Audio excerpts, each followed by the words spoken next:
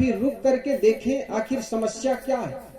कई बार कोई समस्याएं नहीं होती, फिर भी माथापच्ची करते चले जाते, मन में उधेड़ बुंद करते चले जाते। पहले सोच भी तो लो, देख भी तो लो ठहर के कि वास्तव में समस्या है कि नहीं है।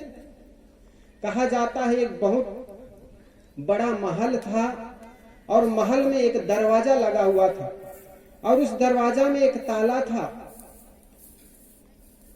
उस महल के राजा ने कहा इस दरवाजे में लगा हुआ ताला को कोई भी विद्वान अपने मेथड, अपने गणित, अपने विधि के अनुसार खोल लेगा, उस विद्वान को मुहमंगा इनाम दिया जाएगा। बहुत दूर दूर के विद्वान आए, गणित का सूत्र जो याद करके आते थे वे लोग सोचे कि हम तो सबसे बड़े विद्वान हैं, हम गणित के अच्छे अच्छे फार्मूला जानते हैं।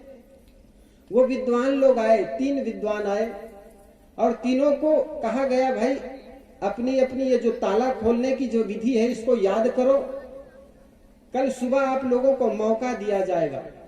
तीनों आदमी को एक कमरे में ठहराया गया, लेकिन उसमें से 2 आदमी थे ना, वो जो जीवन भर गणित का फार्मूला याद किया था या गणित का फार्मूला वो कहीं न कहीं सूत्र के रूप में कहीं प्रयोग किया था, वो सारे सूत्रों को रात भर याद करते रहे। लेकिन एक जो आदमी था वो केवल लेट करके सो करके अपना समय बिता दिया। वो चिंतन नहीं किया, किसी प्रकार की चिंता नहीं की कैसे ताला खोलना है। उन्होंने सोचा समस्या जब आएगी तो देख लेंगे। और 2 आदमी था वो रात भर माथा पच्ची करता रहा, वो गणित के सूत्र याद करते रहे। सुबह हुई, राज दरबार में ये तीनों लोग इकट्ठे हुए तो 2 लोग जो माथा पच्ची करते रहे ना रात भर, वो जाकर के ताला के पकड़ करके सारे सूत्र लगाए, सारे फार्मूला प्रयोग किए, लेकिन ताला खुला नहीं, दोनों फैल खा गए। एक आदमी जो केवल लेट करके सो करके बिता दिया, उन्होंने कहा समस्या जब आएगी तो देख लेंगे। वो आदमी ने जाकर ताला के सामने खड़ा हुआ और ताला को पकड़ करके ऐसे थोड़ा हिलाया कि ताला लगा भी है कि नहीं लगा है। समस्या तो यही है ना, ताला लगा हुआ, इसको फार्मूला से निकालना है। तो आदमी ने जैसे ही ताला पकड़ा और छू करके देखा तो ताला लगा नहीं था, ताला तो यूं खुल गया पकड़ते ही। हमारे साथ भी ऐसी कई बार घटनाएं घटती, समस्याएं कुछ नहीं होती लेकिन माथा पच्ची करते हम जिंदगी बिता देते। यही राग द्वेष के बीच, यही समस्याओं में उलझे हुए। एक लड़का था, सुंदर पढ़ा लिखा था, एमए किया हुआ था हिंदी का।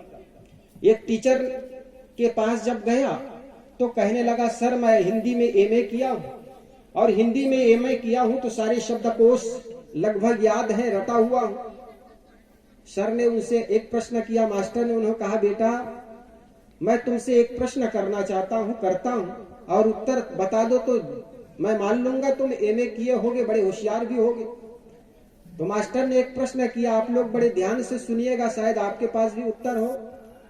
मास्टर ने कहा दुनिया में कौन से ऐसा शब्द है जिसको उल्टा लिखा जाता है, उल्टा पढ़ा जाता है? जरा दिमाग लगाइए आप लोग भी। मास्टर ने कहा दुनिया में ऐसा कौन से शब्द है जिसको दुनिया के शब्दकोशों में उल्टा लिखा जाता है और उल्टा पढ़ा जाता है? वो लड़का तो एमए पढ़ा लिखा हुआ था, वो बड़ा माथा पच्ची किया, दिमाग घुमाया, सारे शब्द को खंगाला अपने दिमाग में ही, क्योंकि आदमी का मन भी तो बड़े मेमोरी पावर है। और जितना वो आदमी खोजना शुरू किया मन में उतना उलझता चला गया, चेहरे भी विकृत होने लगा। उन्होंने कहा साहब पढ़ा तो बहुत हूं लेकिन ऐसा कोई शब्द ख्याल नहीं आ रहा है जिसको उल्टा लिखा जाता है, उल्टा पढ़ा जाता है। सर ने कहा बेटा मैं तो यूं ही तुम्हें पूछ रहा हूं, तुम फेल हो जाओगे तो कोई दंडित करूंगा नहीं। थोड़ा धैर्यता से, थोड़ा शांत भाव से कुछ उसका उत्तर ढूंढने का प्रयास कीजिए।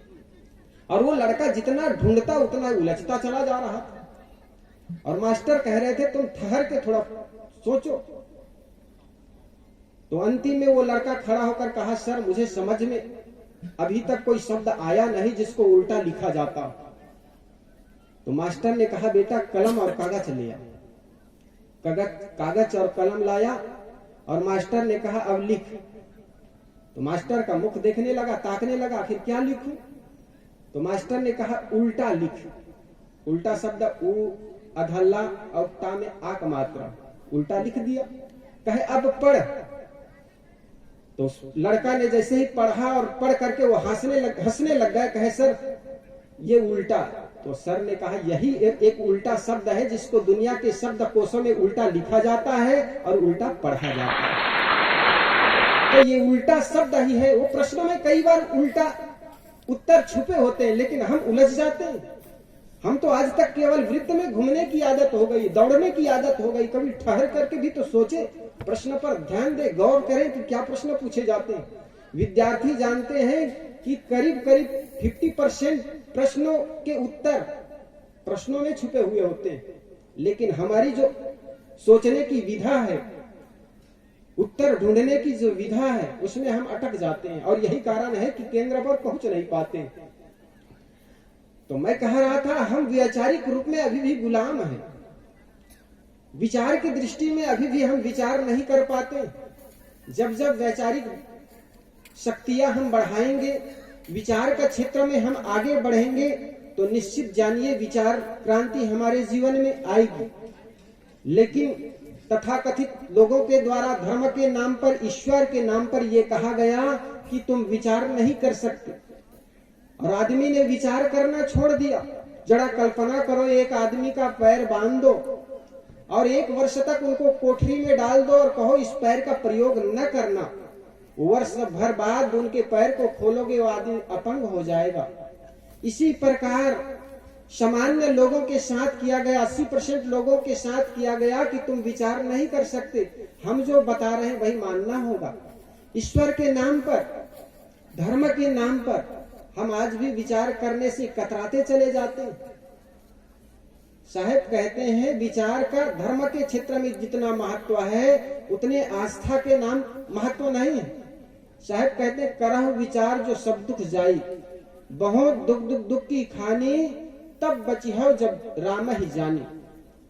साहब कहते राम को जानो, लेकिन हम केवल मानते चले जाते हैं।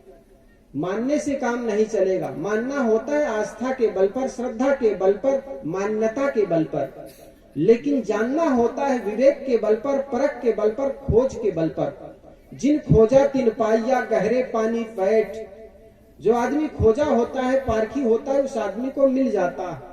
हमारे संत गुरुजन कहते हैं कि बाहर जिसको तुम ईश्वर मान करके खोजते हो ना, जिसको ईश्वर मान करके आप यात्रा करते हैं, वहां ईश्वर मिलेगा नहीं, उसमें परमात्मा मिलेगा नहीं, वो आपके ही अंदर है।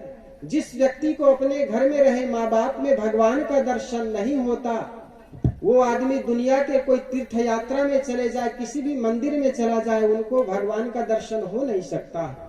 इसलिए हम शुरू करें अपने घर में रहे बड़े बुजुर्गों में भगवान का दर्शन करके या भगवान के रूप में मान करके उनकी सेवा करें, आराधना करें। और बड़े बुजुर्गों की सेवा आराधना क्या है? उनकी आवश्यक चीजों की पूर्ति करना। माँ बाप बुजुर्ग हो जाए, दुनिया में हर आदमी बुजुर्ग हो जाते हैं। ये मत सोचना कि हम तो सदा जवान बने रहेंगे, लेकिन मौत सबको आनी है, बुढ़ापा सबको आता है। मौत सबको आनी है, कौन इससे छूटा है? तू फना नहीं होगा, ये ख्याल झूठा है। जिस फ्लेट के लिए माँ बाप को आदमी ठुकराता है ना, उनको तब ख्याल आता है जब उनके बेटा उनको उपेक्षित कर देता है। इसलिए मेरे मित्रों, जीवन जब सुंदर है, शरीर में ताकत है, भुजाओं पर बल है, इस ताकत का, इस बल का सही प्रयोग कर ले, जो कि जिससे हमारा आने वाला बुढ़ापा सुखद हो, शांतिमय हो और चैन की सांस हम अंतिम सांस भी ले सके।